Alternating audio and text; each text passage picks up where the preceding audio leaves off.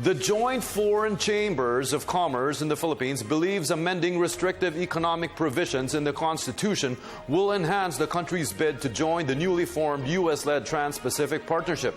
Freddie Abando reports. Speaker Feliciano Belmonte has been a major advocate to amend restrictive economic provisions of the Constitution, which could advance the country's drive to attract more foreign direct investments. He is the author of Resolution Number 1, which will provide the basis for Congress in the future to amend provisions of the 1987 Charter, which will ease restrictions on the entry of foreign direct investments in key sectors of the country. They include land ownership, stakes in public utilities, education, media and advertising, and infrastructure development. It's pending for approval on second reading in the House. If it happens, the Senate may adopt the House version of Resolution Number 1. But then President Aquino has been against amending the Constitution. We continue to be invited to participate in the discussions. But ang sinabi namin is, if it were just an executive action or the passage of a new law, that would not be a problem. No. But it requires us to restructure our basic law. That is a political decision that involves the people, so that's not going to be easy.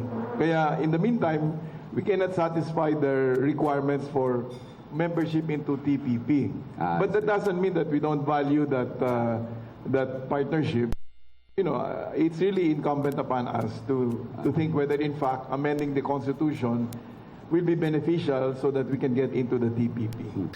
The Joint Foreign Chambers of Commerce in the Philippines supported the Belmonte's resolution would have enhanced the country's bid to join the Trans-Pacific Partnership, signed by 12 countries in the Asia-Pacific Rim led by the United States. Budget Secretary Florencio Buchabad stressed charter reform is not an option for the President before joining the TPP. The TPP will create the world's largest free trade area, encompassing 40% of the global economy.